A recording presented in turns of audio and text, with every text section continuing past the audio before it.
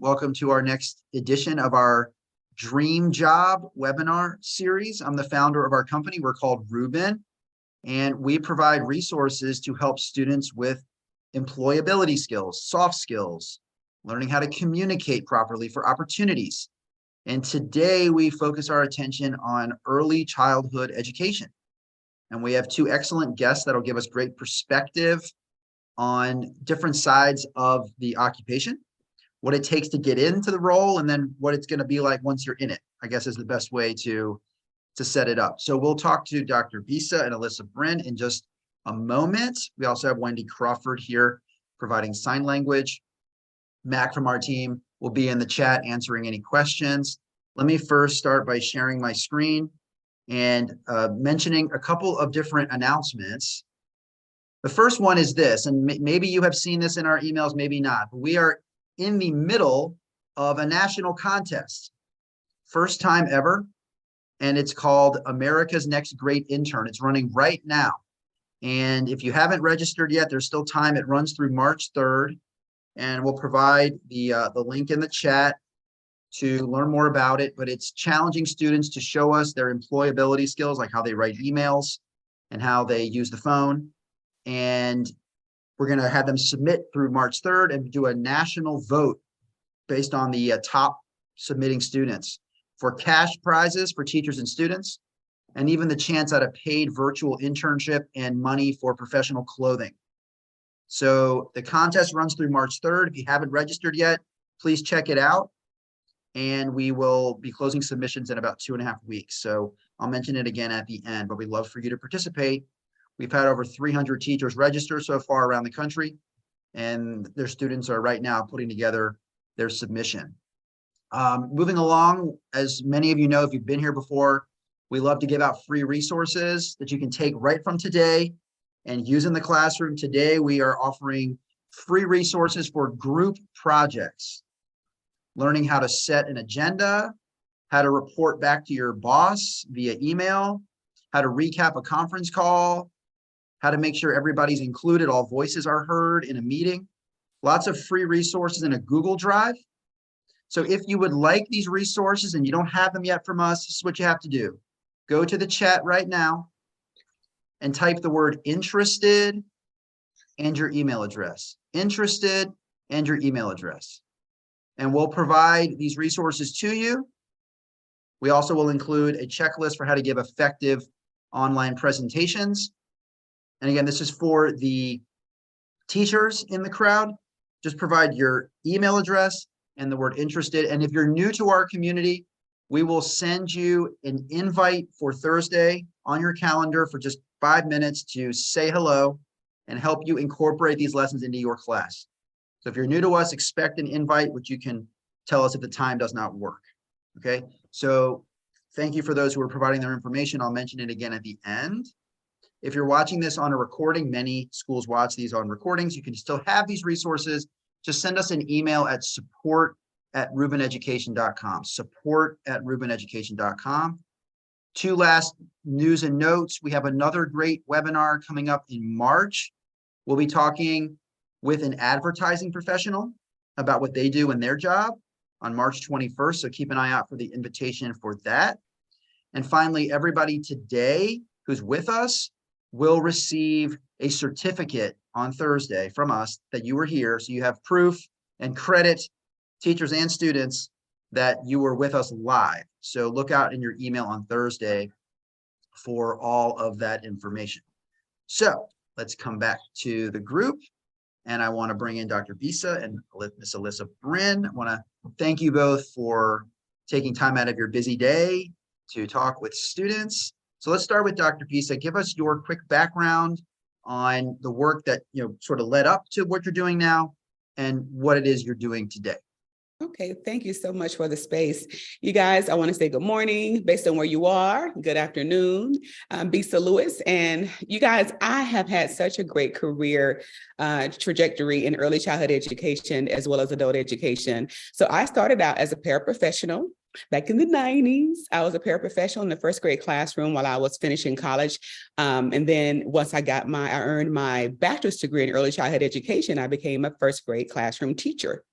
And so fast forward a few years, I was teaching at the university, my alma mater, Albany State University, go Golden Rams in Albany, Georgia. So I was a ECE instructor.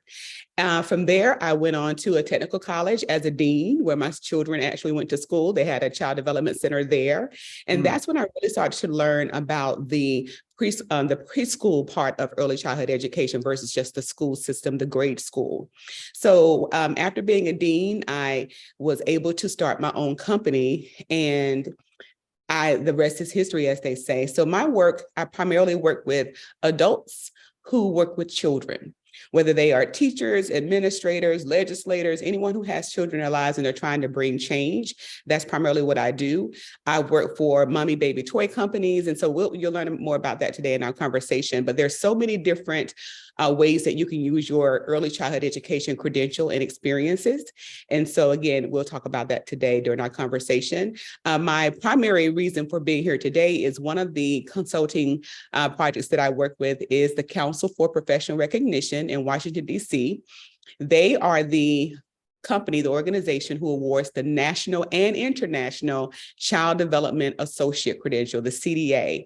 And this credential is considered the first step in early childhood education. You earn this credential, you can go from state to state, from country to country, continent to continent, and oftentimes it will count and earn you a lead teacher position. So I'll stop there. Wow, that's great. You set up a lot and we're going to get into it. Alyssa, tell us about your career and the work that you're doing right now inside of a childhood program. Right. So I do kind of like the inside work that Dr. Bisa talked about. So I am the early years director at a private school. We actually go all the way up to fifth grade, but my department is the early years program, which starts with the 6-week-olds and goes through the pre-K program. I have been in the field for 30 years, and I started wanting to be a third grade teacher. For those of you in Massachusetts, I went to school in Worcester, Massachusetts. And I wanted to be a third grade teacher, and my first job ever was with 4-year-olds. And I absolutely fell in love with early childhood education. I never went above 4-year-olds. So after moving to Virginia, and getting my position as a lead teacher here at the same school that I'm at now, I did that for about 18 years. And then I worked my way up and I ran the infant and toddler program, the position of being the director of the entire early years program. And so I do have a lot of information and have a lot of connections with a lot of the things that Dr. Bisa talked about, because we do work with our employees on getting their CDAs and furthering their education while they're working for us. Okay, so this is how it all comes together. So as we get into the conversation, I want to encourage all of our attendees, teachers and students, to please start going to the Q&A along the bottom of the screen and start to submit your own questions for either of our guests. And when you do, please put your name and your school, so we can give you credit for asking the question. And I also am curious, just in the chat, if how many of the teachers are familiar with the CDA and with this certification process. How many of you are in that right now, or are at least familiar with what we're talking about? So let's start on kind of the outside and we'll work our way in. So Dr. Bisa, what does it take to obtain this national international certification? What do you have to do to get it? Well, the great news is those of you all who are in CT programs at high schools, once they complete your curriculum, if you're implementing the 8 subject areas that are offered through the CDA, and I'll make sure a link is provided, but it's what you're already teaching. I guarantee you is what you're already teaching in your curriculum. So once they learn the curriculum, it's 120 hours of education. And again, if they're in your program for 1 year, they're earning early childhood education 120 hours or more. So that's great. They also have to complete a 480 hours working with young children. 480 hours working with young children. So I like to tell CT instructors that last year at least, or that they're in your class, they need to be working in a child care center. So partnering with someone like Alyssa is great because they can simply go to the Child Development Center to get their credits, unless you are lucky enough to have a Child Development Center in your high school, which some do. So they have to have the 120 hours of education. Again, they're getting that in your curriculum while they're in your classroom, the 480 hours working with young children. And during that time, they're completing a portfolio, a professional portfolio, which is, it encompasses their work. They have lesson plans they have to do in there. They have to collect a menu for young children. And you partner with someone like Alyssa's program, and they already have these items, and they can support you in making sure they have industry-based items, artifacts in their portfolio. And so that's the beginning of the process. The end of the process is that they have to take an exam. And the national CDA exam is 65 multiple choice questions that they take at a Pearson View site. And so it's a monitored site. They go in, they take the exam, and once they submit the exam, they also have to have a visit. So this is the last part. They have to have a visit where they are working with young children, and they have to be observed leading an activity with children. It could be a song, a story time, outdoor play, and they have to have that verification visit is what it's called. It's about a 4-hour visit. So the end of the assessment process is taking the CDA exam, the 65 questions, and then having the on-site verification visit with young children. That's submitted to the council, and then the council makes a decision on whether you are a national CDA. Okay. And Alyssa, that's great. So Alyssa, can you hire people without, and you said you help them obtain while they work for you? How does the CDA fit in at Strelitz International Academy, for example?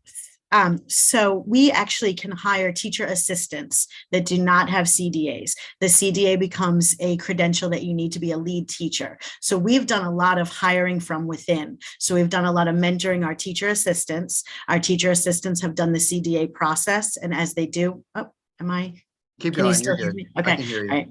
Okay. So as they do the CDA process with us, we give them actually a bonus once they receive their CDA. So there's a financial benefit to that. And also they are eligible to become a lead teacher. So that's the potential to be moved up from within. And a great thing about it, and I don't know, Dr. Bisa, if this is only Virginia, but there's a lot of grants out there. Like, so for example, if someone's working for me and they want to try for their CDA, I can actually, our company pays for that fully because we have a grant funded program that the country or the state has been very, very generous with. Virginia is very, very generous with continuing education for early childhood professionals. So actually a lot of places that you could find a job, if you are trying to get your CDA and working towards it, it's usually a lot of companies have a grant that they can, completely cover that financially for you, which is a great perk. Wow. And I saw, and by the way, Alyssa, you may want to try and turn your camera off and back on. We'll see if we can get you unfrozen. But I saw, Dr. Bisa, you were clapping and cheering when you heard about, helping to offset the cost and all these, and getting a bonus if you do it. Like, is this the kind of thing you want to hear that childhood programs are doing out there? We definitely do. Because, oftentimes childcare providers may be started off on minimum wage. And we want them to earn as much as they can because they're working with our youngest learners and they're a prize and they're our future, right? So when they earn a credential like the CDA, they should get a bump in pay. And that doesn't always happen. That's not a requirement anywhere. So we really would like that Alyssa said that they can earn more money. Anytime you go to school and earn in education, you should have a raise, right? And I wanted to also add to Alyssa, she mentioned the funding. And so some states are doing that, especially with all the ARPA money that's out there. What is ARPA? What is ARPA? ARPA, yes, the American Rescue Plan money. So the American Rescue Plan has so much money out there because of COVID. And so most of the money has to be spent by 2024. And so it's one-time money. And so it's a great time to get it out. But I will put in the chat the link for Georgia. And I like to share this because based on what state you're in, this is something that you might consider in supporting the high school students in earning their CDA, which was a program that I piloted here in Georgia. And so now any high school student in Georgia who is sitting in a CTE program, taking ECE as their pathway, they can earn their CDA. The state will pay for it. They'll give them a stipend to go take the exam when they need transportation, but babysit or whatever. And so I love that different states are helping, Alyssa. So thank you for sharing that. Yeah, and there's a question in the chat I want to ask in a second. But Alyssa, like if a student came out of high school with a CDA, would you hire them at 18, 19 as a lead teacher? Would you still want them to start as an assistant and kind of learn their way? Or if they had the 480 hours, are you okay with it? Like, how would you react to a high schooler being So already usually there? if it's a student straight out of high school with a CDA, what we would probably do is do a mentoring program so they could come out. They could definitely work for us as a teacher assistant under a teacher with a lot of early childhood experience, and give them 1 year of that experience, and then they would be eligible to be a lead teacher. Okay, so you still want that year of just kind of getting familiar. And does your school have high school students that come and can fulfill their hours? Is that something that Strelitz in this case offers? So it's something that I actually took notes on now, because I would absolutely love to start working with high schools. We don't currently have it, but we do have a few students that come after school that are our employees. Oh, yes. And so we definitely could have students who we could actually pay to get those hours for their CDA. So they could actually, I guess that would be like co-op type working. Okay. Yeah, currently we don't, but it's a great idea. Yes. Okay, so there's a few questions that have popped up now since we've been talking. One is, can the 480 hours, maybe it's for Dr. Bisa, can the 480 hours be with children in elementary school, or does it have to be preschool?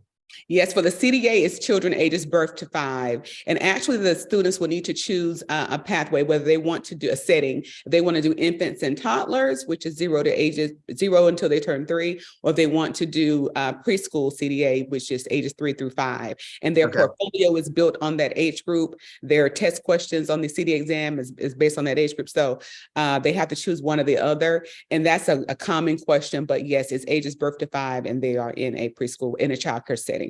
Okay, and that was Jenny Huter and her students out in California. Marissa Taylor asked, do you need to have all the hours to sit for the test? Yes. So before you can even take the exam and have your verification visit, you have to have a ready to schedule notice from the council. That means you've submitted your CDA application. You said, I'm ready to be assessed. And once you say that, then, hey, you're ready for the exam and you're ready for to be observed. But all of that has to be a part. Okay. You have to sign saying you already have your 480 hours as a part of the application. And that was Marissa Taylor from Manchester School of Technology. This question, I believe, could be directed at Alyssa from Rhonda Culpepper, I believe in Suffolk schools. If students come in with college credit, if they have a college degree or they finished some portion of college, does that impact your, how you would view them if they are already gone through some sort of associate's program, or they have some college coursework done? How does that impact how you view candidates? That makes all the work that Dr. Bisa is doing so important, because what we look at is a combination of schooling and experience. So when you're getting your CDA, you're getting that. So I like to have someone, I do not hire people without at least a year experience in either infants and toddlers or 3 to 5 year olds to come in, even as an assistant or as a starting professional. And so by getting the CDA, you actually may put yourself in a better position than more and more credits at school without that experience. You do need those hours inside. Early childhood is very, very hands-on. So those hours being in the classroom are extremely important. Okay, and that actually goes into a next question. Desiree, also from Manchester School of Technology, said, are there other ways to get those hours? Like, what if you can't find a program to work within for the 480, like, are there other ways to get it, or do you have to be inside of a program in the room? I don't know which of you would want to answer that. Those 480 hours are direct work experience with children. So I want to say it that way. So usually the high school has, again, a place on site. We have a number of high schools, and that number is increasing. They actually have childcare on site at their high school, which is really cool. Wow. And they take care of the teachers' children, community's children. So I've been seeing that number grow lately, which is, again, wonderful. When I was a high school CTE teacher, we had a high school across the street. We had Kids for Kids right across the street. It had been there for 19 years. And my students would simply walk across the street when it was fourth period, eighth period, or the time for them to have we had the EC3. Once they get to ECE3, that means they're fully engaged in that experience, right? They check in with me, they do the online work with their portfolio, but they're primarily working with the children, and they just walk the street, across the street to the kids or kids. And here is something that's really important to everyone. You partner with someone like Alyssa, who has a child development center. I've seen center directors who have a bus or a van where they transport the children. They will actually transport the high school students because transportation is one of the barriers. And they would transport the students to and fro so that they could get their hours, because you may not have a program across the street. So that's really cool. And then finally, I'll say here, you really want to have an advisory committee. So all those instructors who are on, no matter what your pathway is, it is so important for you to have an advisory committee. And on this advisory committee, you want industry people like Alyssa who can support you, because there's so many things that there's no way you would know everything, right? And Alyssa can support you. Maybe have a couple of center directors who are on your committee. I had a curriculum specialist on my committee. I had a center director. I had a child care resource and referral agency staff member. I had the local college. We had their instructor, because we want those hours to transfer to college credit as well. That's great. Thank you for that. Alyssa, let's go in kind of a day in the life a little bit. Like, my son is, who is in the early years 3. And so what is, like, Miss Crystal, right, his teacher, like, what is she doing all day? Help the students understand, like, what is the teacher, either she as the lead or the assistant, like, what's going on in an average day to help students kind of visualize this job? So a giant part of being an early childhood professional is communication. You are communicating with everyone. Yes. So as soon as the children get dropped off, when Danny's dropping off his Shy in the morning, so you're on all day. So you're communicating with the parents first thing in the morning at drop off. Then you kind of like need to change your mindset. You're communicating with your children. It's a very, very busy day. However, the good thing about being busy all day is that your time goes by so quickly. You don't realize that it's already lunchtime. So we're not scheduled out. We like to say we're routine based, we're rhythm based. So there's a rhythm to the day. So you're basically settling in with the children. You have your if you're an early childhood person already, you're having your discussions, you're sitting down with your students. It's like you're a corporate manager, but you're sitting down with your little stockbrokers, and you're having your discussions, and you're doing your projects, and it just flows. And so in the younger classrooms, then you're getting ready, you're having lunch, you are implementing those, as we call them, non-negotiables, your diaper changing, your potty time, and things like that, all around this education time that you're fitting in. And then you're having nap time, then you're waking up. And again, while the children are napping, you're meeting with your other early childhood professionals and doing collaboration. So again, you're communicating all day long. You're just changing your communication styles to the bigger people versus the little people and how you're communicating. So I would say 2 of the biggest skills that you're using all day long are your communication skills and your time management skills. And then another big thing that we do, Danny mentioned a bit more, Crystal, who's one of our teachers in early years 3, was we're reflecting all day long. So we're watching the students, we're observing, and we are then collaborating with our co-teachers and saying, hey, did you see when so-and-so did that? And we're planning as we're reflecting. So that's why it just flows. The entire day flows. And you find that by the end of the day, you don't even realize that it's the end of the day because so much has happened. That's great. That's actually helpful for me just to know what's going on all day. So Dr. Bisa, I want you to react to that because I saw you agreeing a lot with what she was saying. What were some of your takeaways from that? I'm so excited. This is actually one of the reasons why a lot of teachers do stay in early childhood education, because the day goes by so quickly. And I've asked them personally, like, why have you stayed so long? And I know people say, well, they don't get paid enough. It depends, that's relative, but also we all deserve more money for what we do, right? But when I talk to them, many of them say the day goes by so quickly. Most of the instructional time is from 9 a.m. to 11 a.m. And that next thing you know, they're down for nap time, the teacher's taking their break. And then, the rest of the day is so simple, as practical as the daily routine. And I wrote a little curriculum called Wings, Wonder, Interest, Needs, Goals, and Skills. And I put that in the chat. But Yes. What Alyssa was saying is important, because that's exactly what we talk about: establishing routines and your schedule for the day.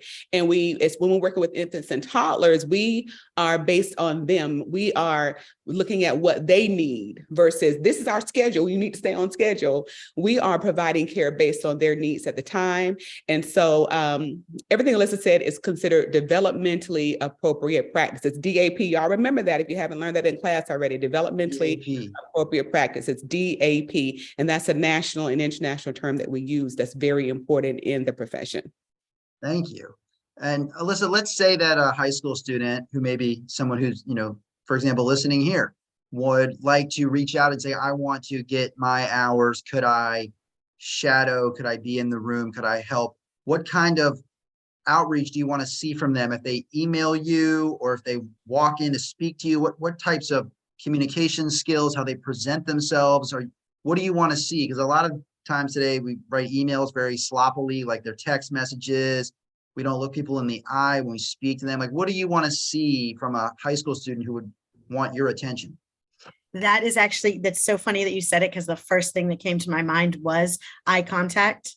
I am actually in the process of participating in quite a few interviews right now. So I'm actually in the process of interviewing, and being present in the moment is very, very important. Taking your phone, leaving it in your back pocket, and making sure that you are present with the person you're with. You're having a conversation. I can see your eye contact. I know that you are interested in what I have to say, and I'm interested in what you have to say. That back and forth communication is so important, because that's what I'm looking for in the classroom as well. I'm looking for you to interact with me the same way I know you would interact with a parent if they had a question. I'm looking for the same type of respect that I know you would give the parents. The parents are our customers. And so I'm looking for that. And I'm looking for your ability to be able to collaborate with all different types of people, because a lot of what you do in an early childhood, early years setting is you're collaborating and you're part of a team. So it doesn't matter, in the infant room where we have more than one. I'm sorry about my internet. That's okay. I can hear you.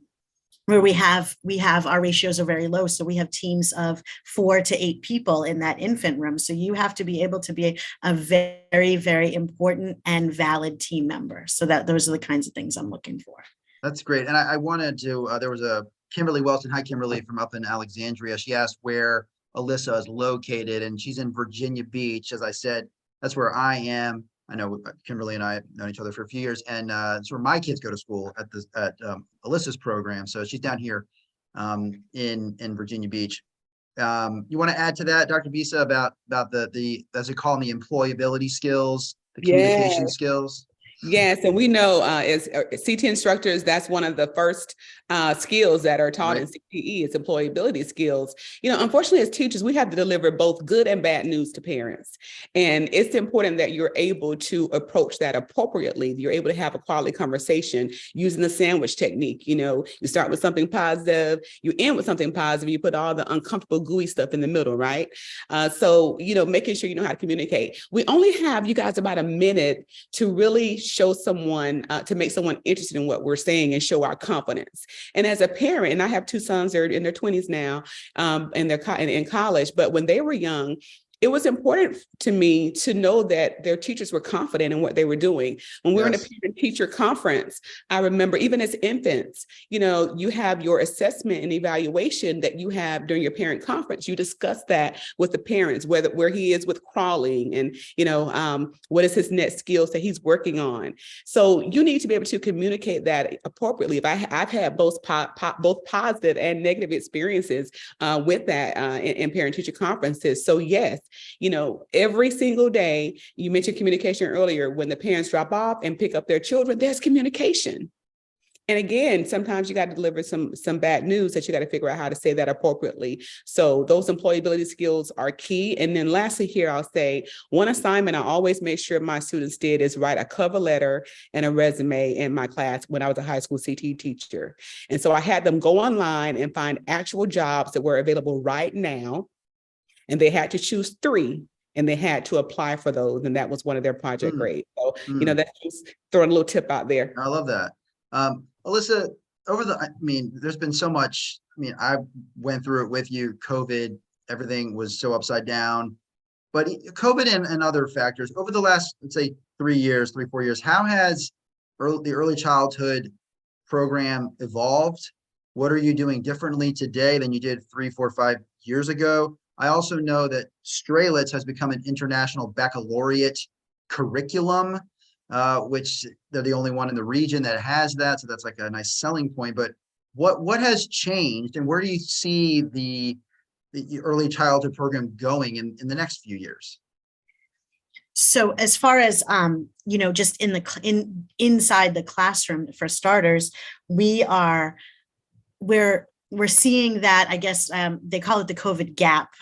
We call it some different things in early years, but so for example, like Danny's son, who's a 3-year-old, was a baby during COVID. So we have our children that were different ages when they were at home. And what we're finding is we have to focus so much more on social emotional skills, because these children saw us like this.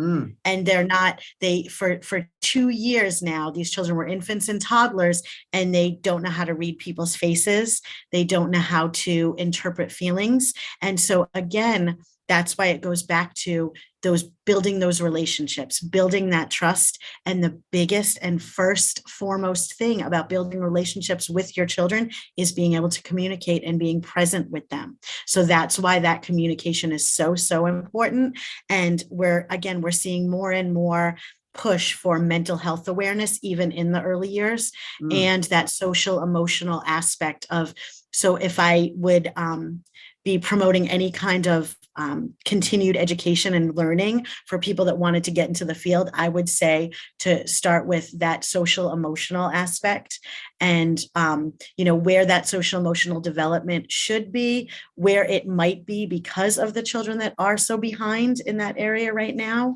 and really focusing on ways to build relationships with both. I think that parents are looking for us to build relationships with them just as importantly as their students are. Wow, that's great. And actually, a student had asked about the mental health side of things. So you brought that up anyway. Dr. Bisa, do you want to echo anything about sort of the changing landscape, social, emotional? Yes, this is why it's so important to have that advisory committee and having an inclusion specialist. Oftentimes the child care resource and referral agencies, CCR&Rs, they'll have an inclusion specialist who work with them. So maybe have that person on your advisory committee. It's important because sometimes early childhood education and special education conflict in terms of strategies based on the child's special needs. So while we're taught, for instance, to have a variety of centers available, sometimes we have 9 centers, learning centers that are open, and the child will choose which center they want to go to, right? Well, that is not always the right strategy if a child has a certain special need or they're, autistic. We may give them 2 choices and they can choose 1 or 2. So, and there are other strategies that we may push in early childhood, again, that may conflict in special ed. So you need someone who can tell you that, because how would you know if you don't have that background? When you get a credential, a degree, even a 4-year degree in early childhood education, you usually have 1 class in exceptional children. Exceptional needs, exceptional children, 1 class out of the 4 or 5 years. So you need that connect to make it happen. And I'll share at this point, if you guys, the link I put in the chat earlier and I'll reshare it. This is the high school CDA handbook. It's free. It's offered by the council, and it shows you in here how to set up an advisory committee and also how to start a CDA program. It has a curriculum support. All of that is in here. And again, I put the link in the chat again. You download it for free. And we have a lot of free webinars coming up as well. We have one tomorrow on how to do the portfolio. So you can register for that. It's free, again, to support you all in moving forward, because there's so much on behavior, mental health that could be a challenge if you don't have that special education support. Thank you. And I'm curious, you're giving great advice, both of you, for not just students, but for the teachers. And I'm curious if any teachers in here do have an advisory board already through your school system. If you have one, let us know in the chat, because I think that's a great takeaway. We're going to pause just 1 second. I want to reiterate what I said at the beginning, and then we'll wrap up in just a moment. So just as a reminder from what I started with, again, if you missed this information, we're running a national contest right now. Our company having students show off many of the skills we've talked about today, the writing, the speaking, showing us a professional handshake, skills like that. So if you want to take part in our national contest for prizes and recognition, please visit, again, I'll put it one more time in the chat, rubineducation.com/contest. All the information is there. We would love to have you. Jenny said all of our CTE teachers have advisory boards for their pathways in Temecula Valley, California. CTE schools in Massachusetts are required by Chapter 74 to have advisory committees. So California and Massachusetts checking in. Yes, they both have advisory boards going on. Again, if you missed this, we have a free Google Drive folder of resources for group projects. We talked a lot about collaboration. Alyssa was saying how important collaboration is within the team. So a lot of resources to practice many of those skills, writing and speaking. And if you'd like those resources, just go to the chat right now, type interested and your email address. And if you're brand new to our community, we'll send a 5-minute invitation for Thursday to speak to you to help you integrate these lessons into your program. And if the time doesn't work, you can just request a different time. It's a very short call. And if you're watching this on a recording, you can email us at support@rubineducation.com and we'll send you the same group dynamic resources. Last 2 things, we have another webinar in March on the world of advertising. So a totally different pathway, but popular nonetheless in schools. And also everybody today will receive a certificate, a printable certificate for being here. So keep an eye on your email for Thursday morning, and you'll see the certificate for teachers and students. And I want to make sure I didn't miss any other. See, Rhonda says, I have a wonderful advisory committee. We have an advisory board, and it is mandatory for CTE programs in Rhode Island. So it looks like in many places it's already part of the plan or required.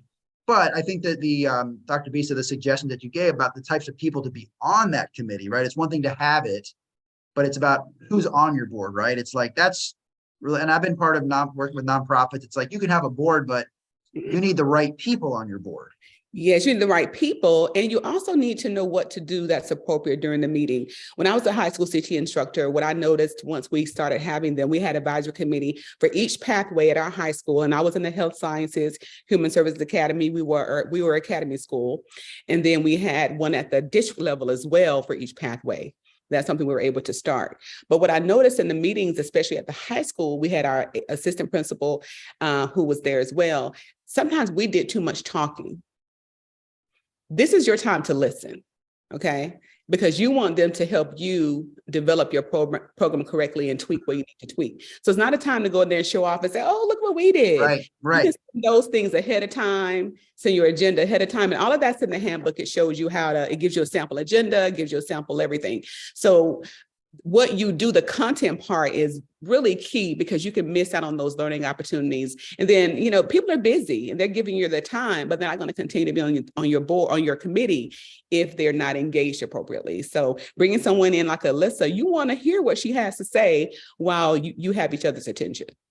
That's great. And was a question directed just to me about, you just shared a link about a webinar to make a CDA portfolio. And the woman asked, is there a link for the webinar? Is that the link you provided would take the person to? They have to register for the webinar. You have to register for that. And it's free. It's for the National CDA Council. They're offering these free webinars. And if it's okay, I can also put a link in the chat for the one I did on where I talked about advisory boards. On their YouTube channel, I've done about 4 webinars with them now. And again, they're all online. And so I put those links in the chat to support you all as well. And it's questions like this. I do TA Tuesdays from 4 to 6 p.m. Eastern for the council. And this is a time where you can, it's on the high school CDA page. I put the link in the chat already a couple of times. But this is the time where you can actually schedule 30 minutes with me, just like this we do what do we use? Microsoft Teams. But you can schedule an appointment with me, 30 minutes, bring whoever you need, your AP, your assistant principal, whomever, and you ask questions. So we're doing TA Tuesdays while it's available. And again, it's free as well. So we're trying to really help support the workforce because I tell you, these high school students are good. They are so good with the children. Their lesson plans are amazing because they're still children themselves. So you really want to engage them because I have been so amazed at the work that they submit, their discussions in the classroom, the work they do with the children, reading a book to the children, like Seuss Day is coming up, right? March 2nd is Read Across America Day. Find your local high school that is offering ECE and invite the students to read to your children. You would be amazed at what they do, and you'll have more faith in what high schoolers can do with young children. I think you're giving Alyssa some ideas over there. I saw her taking that one down. Yeah, So, definitely. Alyssa, as we wrap up, make one. Let's say we have some students here who are just curious about ECE. They're not quite sure. Make that one final pitch why they should really take a hard look at ECE as a career path. So I'm going to steal something that I was told because I use it all the time. So early childhood is, I know I'm biased, but you have the most important job in the world. You're literally, parents are handing you their heart and they're saying, here's my heart. Can you keep it beating for me for the next 8 hours? Ooh. And I can't think of a more important job that these people have. It's not my job. It's the people that work for me that are actually in the classrooms with these children every single day. Again, keeping these hearts beating all day. And those parents appreciate you. And the job is so rewarding. At the end of the day, you go home and you just have this amazing feeling because it is the most rewarding job I think anyone could ever have. Wow. I don't know what to add to that. Pretty good. Beautifully said. And so thank you for those final words. Thank you, Dr. Bisa. Thank you, Alyssa. Can we just have some virtual hands in Zoom, please, to say thank you, some applause? I mean, what a great conversation. It really covered so much. Outside, inside, the heart and soul of this work. Wendy, thank you for being here as well. Again, for those who requested information from us, we'll get it to you shortly. We really appreciate you being here for all of our wonderful Dream Job sessions. I hope you'll join us in March for advertising. There'll be a whole different can of worms there, but lots of good stuff to explore. So thank you all. And I hope you have a nice week and a nice holiday weekend. And again, you can catch this session on YouTube later in the week. So thank you all very, very much. Thank you both.